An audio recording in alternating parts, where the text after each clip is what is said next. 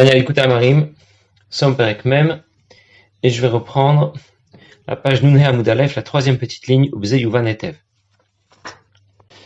Morazaken nous a appris dans le Perek Mem que la Kavana était déterminante pour soi-même, pour ce qu'elle m'apporte. Elle est aussi déterminante pour ce qu'elle apporte à l'ensemble de la création, qui se retrouvera immergée dans une lumière divine exceptionnelle. C'est le Yichud Elyon dont nous avons parlé la dernière fois. Et la Morazaken continue et il dit de cette manière, nous allons comprendre pourquoi l'amour et la crainte de Dieu sont appelés les ailes. L'amour et la crainte de Dieu sont comparés à des ailes. Kedirtiv, comme c'est écrit, ou bishtaim yofef. Avec deux ailes, il s'élève. Un oiseau s'envole avec ses deux ailes. Comme écrit Rafrim Vital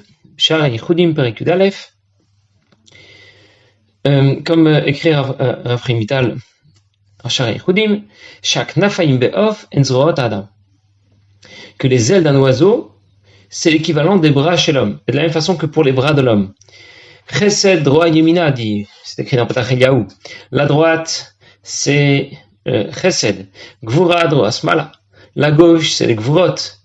Et donc chesed et gvura dans Avodat Hashem, la bonté et la rigueur, c'est ce qui correspond au sentiment d'amour et de crainte. L'Admor Zaken explique ici que ce qui permet au corps de l'oiseau de s'élever, ce sont ses ailes. Eh bien, ce qui permet à la pratique de Torah et Mitzvot de s'élever, c'est la Kavana. C'est l'amour, la crainte de Dieu, la motivation qui va accompagner la pratique de Torah et Mitzvot. Et l'Admor Zaken continue et il dit Uvtikunim pirshu, she'oskim b'Torah Mitzvot b'tchiluchim u'nikaim banim. Un Tikkun Zohar, on explique que ceux qui sont investis dans l'étude de la Torah, dans la pratique des Mitzvot avec amour et crainte de Dieu, eh bien, sont appelés des enfants. Ben oui, comme un enfant qui sert son père, qui est au service de son père, avec amour, avec crainte. Veimla, mais sinon, Nikreim Efrochim, le Yartin Lefacha. Ils sont appelés des oiseaux qui ne peuvent pas voler. Pour nous dire que l'amour et la crainte de Dieu sont bien comparés aux ailes d'un oiseau. Dans la note que l'Admor Zaken présente tout de suite, Haga, qu'elle renvoie à la petite étoile, ou Tikkun Memhe, dans cette note, nous allons aborder des notions qui nous semblent très virtuelles, détachées de ce monde, une idée qui est un peu moufchat, mais on peut en parler même si nous ne percevons pas complètement de quoi il s'agit. On va parler de quelque chose sans savoir vraiment de quoi il s'agit. On parlera de Yediat HaMetziut à défaut de Yediat HaMaut. Ça veut dire que parfois pour certaines choses, j'apprends que ça existe, même si je ne sais pas vraiment ce que c'est. Bon, en d'autres mots, c'était juste pour introduire cette note, petit coup de même, à laquelle nous allons apprendre, ce que nous allons apprendre dans cette note. Ce n'est pas difficile à comprendre, mais c'est moufchat. Ça veut dire que ça appartient à un monde qui est complètement différent de notre monde, du monde matériel dans lequel nous vivons, et c'est pour ça ça va nous sembler un petit peu difficile à comprendre. En vérité, c'est pas difficile à comprendre, c'est que simplement les idées dont on parle dans cette note sont un peu détachées de notre monde. Alors on va la lire et essayer de comprendre ce qu'on peut. Ou Tikkun Memhe, donc dans les Tikkun Zohar, c'est écrit des Ofa ou Matat. Matat, c'est le nom par lequel on désigne le malach qui est responsable de la création. Il réside dans le monde de Yetzira, on l'appelle aussi parfois Matatron, et ici il est comparé à un oiseau. Dans Tikkun Memhe, le Zohar fait la description de ce malach qui est en charge de la création et il le décrit comme un oiseau. Et il dit Reishadile Yud. Sa tête, c'est le Yud. Goufa Vav. Je lis et je traduis, je vais expliquer. Son corps, c'est un Vav. Ou Trengatfin He He. Et les deux ailes qui sont les deux He. Vainu Olam HaYetzira Shinkra Matat. Il s'agit du monde de Yetzira qui est appelé Matat.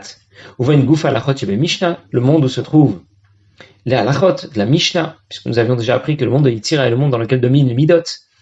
Et les midot, eh bien, sont principalement définis par Chesed et Gvura. Les autres midot dérivent de ces premières midot. La bonté et la rigueur. Et c'est ce qui s'exprime dans la halacha par le fait de définir ce qui est kasher ou ce qui ne l'est pas, ce qui est tahor ou ce qui est tamé. Vereshadile en amorin. Sa tête correspond à l'intellect, au prinat chabad, chokhma binadat, la sagesse, la compréhension, la réflexion, la connaissance. Shen pnimiyut halachot vesodan, v'tamen, qui correspond pour les halachot à leur secret, à leur raison profonde. Ou tren gatfin trilu chimu. Et les deux ailes correspondent à l'amour et à la crainte. Je termine la note et ensuite je vais l'expliquer. Hen heila sherichimu. Le he d'en haut, c'est-à-dire le premier he qui suit la lettre Yud, correspondra à l'amour pour Dieu. Le he tata yiratata. Le he d'en bas correspond à la crainte d'en bas, la crainte inférieure. Ol malchut shamayim. Il s'agit de craindre la volonté, de craindre, d'accepter le joug du roi, la joug de Dieu, ou pachad Hashem ke pachad hamelech derech mashal, et de craindre Dieu comme on craindrait un simple roi. Shira chitzonit veniglit, c'est une crainte qui est superficielle, qui se révèle mais qui n'est pas profonde. Shenken ira ila ire boshet, alors qu'une crainte supérieure, une crainte plus profonde, une crainte respectueuse, Hemianistarot l'Hashem Elokeinu fait partie de ce qui est caché, d'un domaine qui est caché, que seul Dieu connaît, qui correspond à la sagesse suprême, Yud Shel Shem Havaye Baruchu, c'est le Yud du Shem Havaye, comme Shkatu B'Raya Memna, comme Stéphane Raya Memna. Bien. Évidemment, en première lecture, on n'a pas compris grand chose, c'est normal, et je vais maintenant reprendre ce que l'Admor Zaken voulait expliquer. Il y a une correspondance habituelle entre les 4 lettres du nom de Dieu et le corps. Le Yud correspond habituellement à la tête, et donc à l'intellect, c'est la plus petite lettre qui représente par sa forme la tête. Le Vav va correspondre davantage au corps, au cœur, au simidot. Vav, le chiffre 6. Les 2 He vont correspondre aux ailes, aux 2 bras chez l'homme, aux 2 ailes chez son oiseau, avec 5 doigts au bout de chaque bras. Et c'est ce qui correspond à l'amour, à la crainte de Dieu. C'est-à-dire la main droite correspond à l'amour de Dieu, parce que la main droite c'est celle qui rapproche. Yamin mekarevet. Alors que la main gauche va correspondre à la crainte de Dieu, la main gauche qui repousse, smol doché. Alors, pourquoi l'Admor Zaken nous rapporte ce passage du Zohar, dans lequel on nous fait la relation qui existe entre Malach Matatron, Malach Matat, le Yud, le Vav, les 2 He, et les ailes d'un oiseau. C'est justement pour nous faire la comparaison entre ces 2 ailes de l'oiseau qui correspondent bien à l'amour et à la crainte de Dieu. C'est-à-dire que ce que déclarait l'Admor Zaken dans le corps du texte, lorsqu'il nous disait que les 2 ailes d'un oiseau qui permettaient de propulser le corps de l'oiseau étaient comparées à l'amour et à la crainte de Dieu qui permet de propulser Torah Mitzot vers Akadosh Baruch Hu, eh bien, ce n'est pas une idée qui vient de surgir d'on ne sait où. Non, c'est une idée dont on parle déjà dans le Zohar, dans les Tikkun Memhe, où on a comparé les 2 ailes d'un oiseau à l'amour et à la crainte de Dieu. Alors, l'Admor Zaken a évoqué deux concepts au sujet de la crainte de Dieu. La crainte supérieure, la crainte inférieure. Yira ila, yira tata. Et il les a associés pour la crainte supérieure du divin, he ila, et la crainte inférieure, he tata.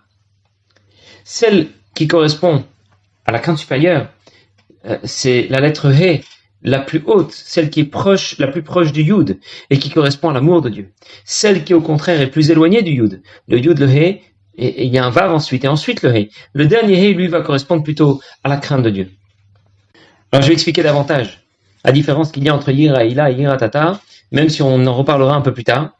Il faut distinguer d'une part le sentiment de crainte de Dieu quand on prend conscience de l'existence de Dieu au-delà de la création. C'est ce qu'on appelle Yira Ila, la crainte supérieure, celle qui s'inscrit à un niveau supérieur, et donc au niveau du Yud. Et donc c'est ce qu'on a associé au he qui suit le Yud. Et d'autre part, un sentiment de crainte de Dieu qui prend conscience de l'existence de Dieu dans le cadre de la création, cette fois. C'est Yiratata, une crainte inférieure, qui correspond donc au He du Shem Hashem. Cette crainte est plus basique, mais mieux intégrée que la précédente. La crainte de Dieu, qui est la plus haute, est moins bien intégrée, parce qu'elle prend en compte le divin au-delà de la création. Une dimension du divin qui nous dépasse. Et donc, naturellement, on intégrera beaucoup moins que la crainte de Dieu que l'on aura développée en prenant conscience du niveau du divin qui intègre la création. Yira Ila, en d'autres mots, se révèle moins que Yira Tata. C'est en quelque sorte une crainte de l'esprit. Et c'est pour cela qu'on va l'associer au Yud et au He qui suit le Yud, qui représente l'intellect, Chochma et Bina. Parce que justement, c'est une crainte de Dieu que je ne perçois pas vraiment. Elle est en relation avec un niveau du divin que je ne perçois pas non plus. J'essaie de conclure. Nous avons bien confirmé avec cette note, un passage du Zohar qui confirme, avec cette description très intéressante que fait le Zohar, du Malach Matatron, de ces 2 ailes, du corps, la correspondance avec la lettre du Shem Hashem. Mais nous avons bien confirmé que les 2 ailes correspondent bien à l'amour et à la crainte de Dieu. Et c'est ce que nous voulions rapporter et démontrer. Et c'est ce que l'Admor Zaken va nous dire tout de suite. Les ailes de l'oiseau, c'est pas l'essentiel. la vie de l'oiseau ne dépend pas de ses ailes. Kiditnan, comme on a enseigné dans une Mishnah, Nitlu agape akshira. Si on a retiré ses ailes, on a retiré les ailes à un oiseau, eh bien l'animal reste caché. Parce que lorsqu'un animal n'est pas viable, lorsqu'il est malade ou lorsqu'il a été blessé et qu'il a perdu un membre qui aurait été un membre vital, eh bien l'animal n'est pas caché, même si on lui fait la shrita convenablement. Par contre, s'il lui manque un membre, ou bien s'il a contracté une maladie qui ne le rend plus viable, il ne sera plus capable de vivre très longtemps. Même si on lui a fait la shrita, l'animal ne sera pas caché. Et la Mishnah Maseret Roulin nous dit Nishtabu agafe akshira, que si ses ailes ont été brisées, l'animal est caché. Et on apprend ensuite dans le Shulchan Aruch que c'est le même din si nitlu agapea. Si les ailes ont été retirées, alors bien sûr il faudra vérifier si les ailes ont été arrachées un peu brusquement, que les poumons n'ont pas été touchés. On vérifiera dans ce cas davantage, on fera une enquête plus approfondie pour voir quel est l'état de l'oiseau une fois que ses ailes ont été arrachées. Mais en tout cas, l'idée ici est de dire que les ailes, ce n'est pas ce qui fait la cache-route de l'oiseau. Ça ne lui est pas absolument nécessaire pour être viable. Et de la même façon que l'essentiel pour un oiseau, c'est le corps, même si on a compris qu'un oiseau sans ses ailes, ça va pas voler haut, c'est le cas de le dire. Et bien de la même façon, on comprend que Torah et Mitzvot, ça reste l'essentiel. Mais sans les ailes, sans amour et crainte de Dieu, sans la motivation adéquate, eh bien ça ne volera pas très haut non plus. Et l'Admour Azaken va rajouter dans la note qui vient, Haga ou Afiluba Sia, il va rajouter une idée très intéressante. Je vais d'abord vous l'expliquer, ensuite on va le dire plus facilement dans les mots. L'Admour Azaken va expliquer dans cette note que quand on apprend la Torah, il y a en réalité deux intervenants qui vont permettre de la projeter vers le haut, en direction du divin, en direction des sphirotes. D'abord la kavana, on a beaucoup parlé, la motivation dont on a parlé depuis le début du Pérec. Mais ensuite, il y a un autre intervenant, le contenu de notre étude. Qu'est-ce que j'étudie?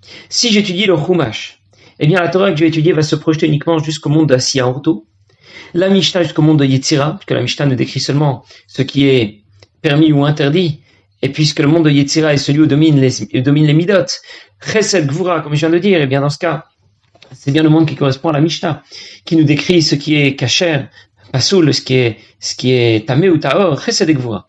Le Talmud lui correspond déjà à une réflexion plus profonde, et il va s'inscrire dans le monde de Bria, dans lequel la sphira dominante est celle de Bina, qui correspond à la réflexion dans les facultés de l'âme, et la Kabbalah, elle, sera du rang de Hatzilut. Je récapitule. Le Chumash est du rang du monde de Asiya, la Mishnah du monde de Yetzira, le Talmud du monde de Bria, et la Kabbalah du rang du monde de Hatzilut. Cette distinction nous apporte plus de précision au sujet du Yichud Elyon qu'on a obtenu par Torah et Mitzvot avec Kavana. On a déjà expliqué la dernière fois que lorsque nous révélons par Torah et Mitzvot la volonté suprême de Dieu, elle se manifeste au niveau des sphirotes. Ces dernières fusionnent. On obtient un Yichud Elyon. C'est-à-dire que les sphirotes fusionnent avec Or Ein Sof, avec la lumière infinie de Dieu qui dépasse le monde de Hatzilut.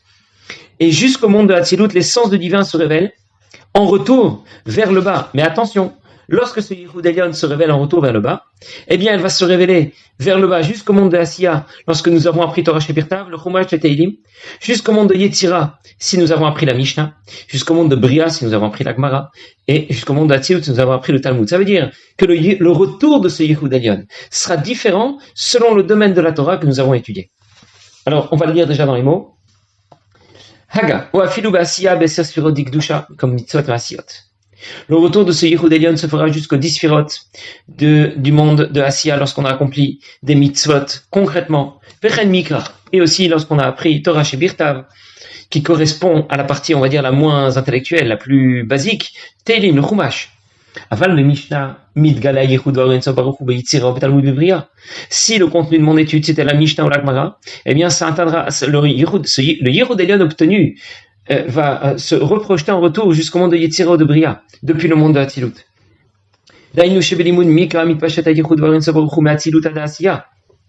Par l'étude du Chumash, Torah Shebirtav, le Yichud Elyon obtenu dans le monde de Hatzilut, la fusion des sphirotes avec Or Ein Sof, avec la lumière infinie de Dieu qui a intégré les sphirotes dans le monde de Hatzilut, va se reprojeter en retour jusqu'au monde d'Asiya. Mais Mishnah Ada Yetzira Levana. Si c'était la Mishnah que j'avais étudiée, eh bien ça se projettera jusqu'au monde de Yetzira. Ou Talmud Ada Bria Levana.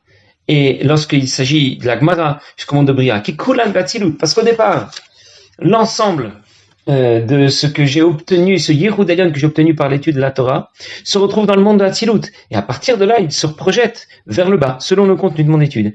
La Kabbalah, elle ne se projette pas plus bas vers le monde de Bria Yetzira Vasia, mais elle reste dans le monde d'Hatzilut, comme c'est écrit dans Pretzraim. Ça veut dire que tous les domaines de la Torah appartiennent au monde d'Hatzilut. La correspondance de ces différents domaines avec les différents mondes de la création ne correspond au retour de ce Yehud Elyon. Ça veut dire que ce Yehud Elyon se manifeste d'abord du bas vers le haut, jusqu'au monde de Hatzilut. Lorsque j'ai étudié la Torah et que j'ai pratiqué les mitzvot avec kavana, avec motivation, avec amour et crainte de Dieu, puis ensuite ce Yehud Elyon va se reprojeter vers le bas, jusqu'à l'un ou l'autre des différents mondes de la création, en fonction du domaine considéré de la Torah. Torah Shebirtav jusqu'à Asiya, la Mishnah jusqu'à Yetzira, le Talmud jusqu'à Bria. Et l'Admor Zaken nous a dit que la Kabbalah enamit pachetet. La Kabbalah, elle, ne se reprojette pas jusqu'à l'un ou l'autre des mondes de la création. On a compris que la Kabbalah, c'est un peu au-delà. Pour cela que les notions de Kabbalah nous paraissent tellement difficilement accessibles. On a un peu de mal à les intégrer, parce qu'elles sont du rang du monde de Hatzilut, justement. Alors bien sûr, la Chassidut va rendre des choses davantage à notre niveau, c'est sûr, mais parfois on aborde des sujets un peu moufchat, comme ceux qu'on aborde en ce moment. Et évidemment, on ne se décourage pas, on a compris que dans le monde dans lequel nous vivons, eh bien, ces notions nous paraissent abstraites, et c'est tout à fait normal. Autant pour les malachim, les notions d'argent et de propriété vont leur paraître tout à fait abstraites. C'est pour cette raison que lorsque les Neshamot vont quitter ce monde et qu'elles vont intégrer le Gan Eden, on en a déjà parlé, elles vont devoir intégrer le Nardino, passer par le Nardino pour oublier complètement toutes ces notions dans lesquelles elles ont vécu, en faire complètement abstraction. Au-delà, en tout cas, des différentes notions que nous avons abordées ici, des concepts kabbalistiques que nous avons abordés ici, et c'est sûr, nous ne les avons pas parfaitement intégrés, mais nous avons au moins expliqué combien la kavana était importante. Elle est comparée aux ailes de l'oiseau, et on a compris ce que ça veut dire un oiseau sans ailes. On a donc compris ce que veut dire pratiquer Torah et Mitzvot lorsque la conviction, lorsque la motivation n'y est pas. Bien sûr, je l'ai fait, le corps est là, mais ça ne vole vraiment pas haut. Bien, nous verrons la suite la prochaine fois. Bezrat Hashem, passez une bonne journée.